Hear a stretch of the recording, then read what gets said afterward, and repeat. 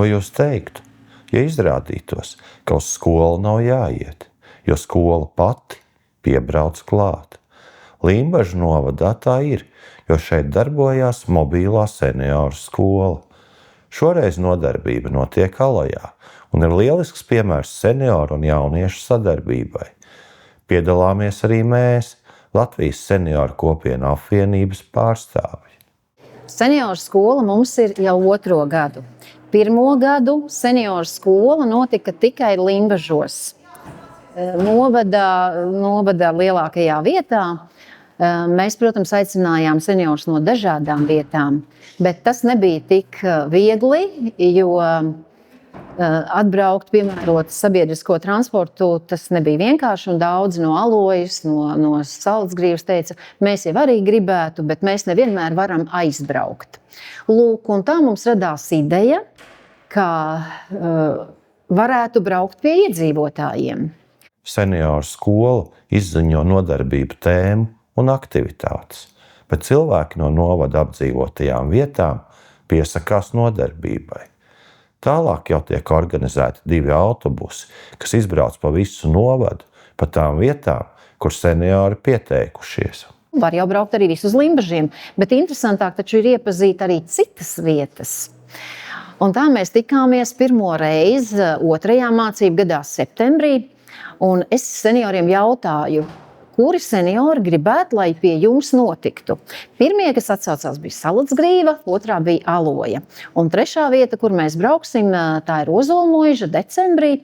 Janvārī mēs atkal tiekamies Limbažos un lemjam, kur mēs sākot no februāra dosimies atkal uz citām vietām. Limbažu novada senioriem šāda kārtība ļoti iet pie sirds, jo vairāk tādēļ, ka mobīlo senioru skolu organizē pašvaldība.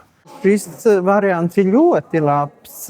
Pirms tam mēs jau braucām, mēs pašas braucām uz Limbažiem, uz senioru skolu, bet, protams, visiem nav transports, nevar aizbraukt.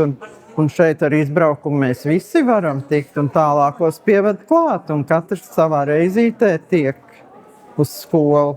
Un tas ir ļoti labi. Tas ir gan mūsu prātam, gan kustībām, viss, ko mēs tur mācāmies.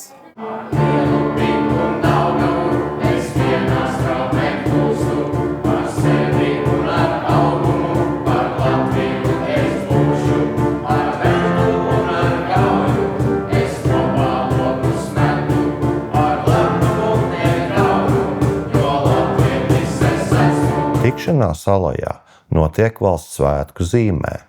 Neilgi pēc Lāčplēša dienas un vien dažus mirkļus pirms Latvijas dzimšanas dienas. Seniors jau ierašanās brīdī gaidīja pārsteigums.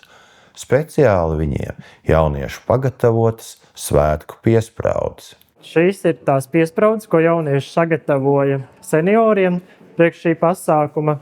Aktīvi veidojām darbnīcu, un jaunieši līdz ar to arī iemācījās, ka svarīgi ir dot otram, ne tikai sev. Un skaisti, patriotiski mums arī tas izdevās. Pasākums tiešām bija skaists, patriotisks un interesants. Ar Alajas Ausekļa pamatskolas zēnu ansambļu sniegumu, jauniešu sarūpētām spēlēm un dzirkstošu svētku gaisotni. Šis ir mūsu pirmais pasākums. Pavisam nesen sāku strādāt kā jaunatnes darbinieks arī Limbažu novada pašvaldībā.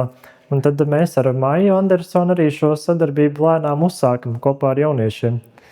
Jā, un šis ir tas pirmais solis. Tad mēs sagatavojam piespraudītes, gatavojam senioram šim pasākumam. Tad lielie jaunieši atkal gatavoja scenāriju 2. daļai, lai spēlētu spēli ar senioriem. Tas nebija viegli, tas bija pāris nedēļas, mēs gatavojāmies, vakaros mēs mēģinājām, mēs visu izrunājām, meklējām, ko darīsim, kā darīsim. Bet jā, tas bija patiešām interesanti un mums prieks, ka izdevās. Cik daudz latviešu filmu nosaukumu jūs spētu nosaukt, dzirdot tikai īsu fragmentu? Alajā kopā sanākušie seniori, kā no Limbažu novada, tā arī Rīgas, ar šo uzdevumu tika galā spīdoši. Limuzīnas Jāņa nakts krāsā, tā būs pareiz atbilde. Jūs komandējat 3 punktus. Sprīdītis. Tā ir pareiz atbilde. Sprīdītis.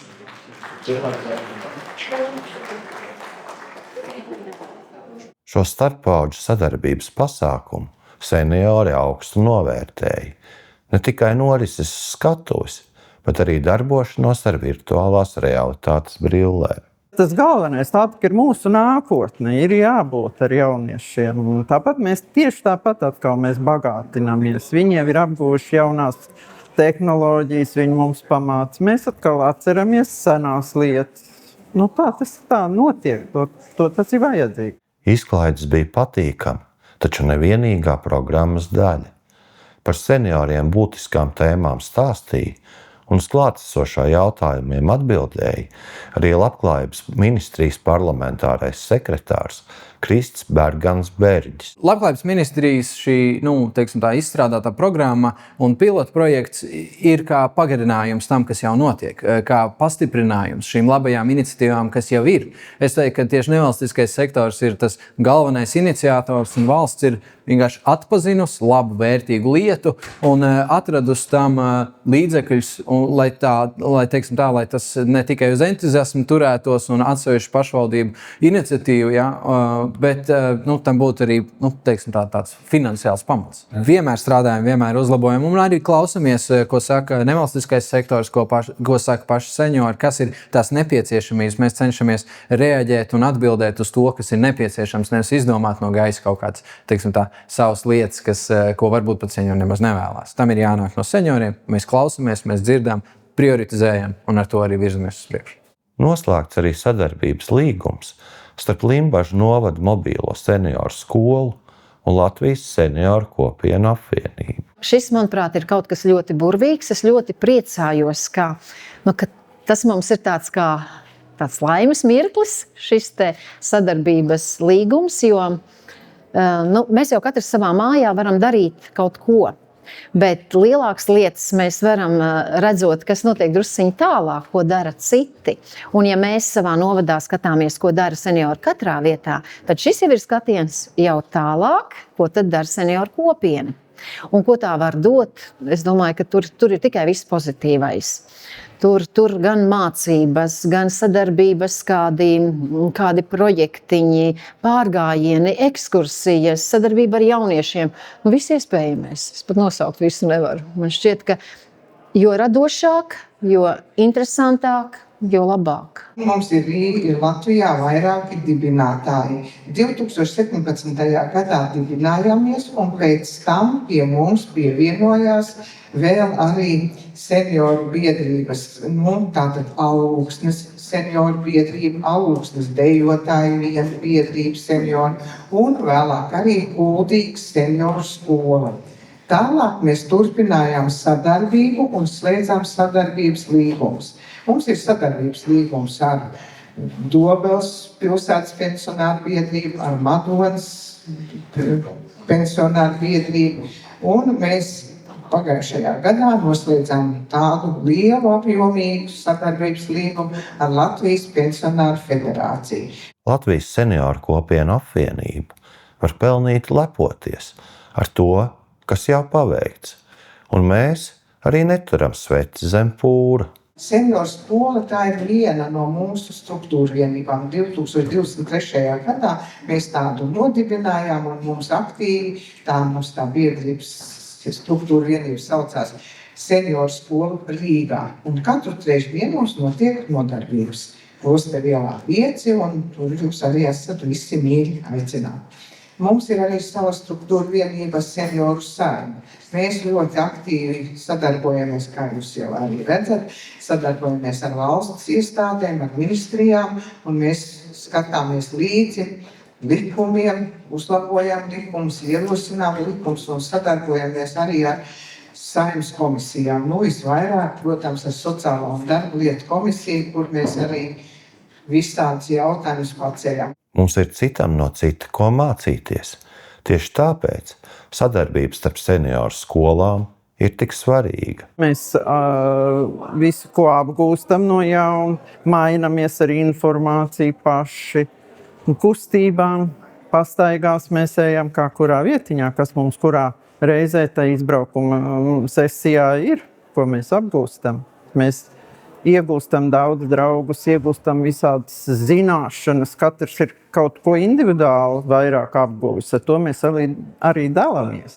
Mēs, protams, braucam arī daudzās pieredzes apmaiņās un braucam visur, kur citur.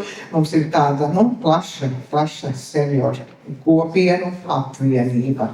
Mēs arī esam dziedātāji, un es zinu, ka mums ir dziedātāji līdz. Ja drīkstēs, tad vienu dziesmu mēs ar jums varbūt kopā.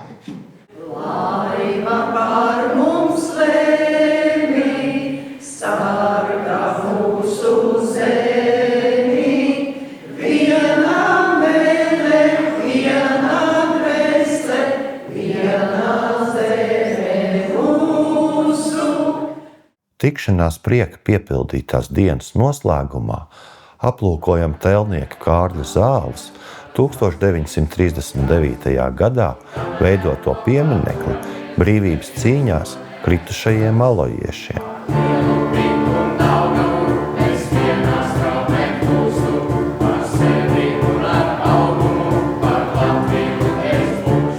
Šī bija mūsu pirmā tikšanās ar Limbažu mobilās senioru skolas dalībniekiem, bet pavisam noteikti ne pēdējā.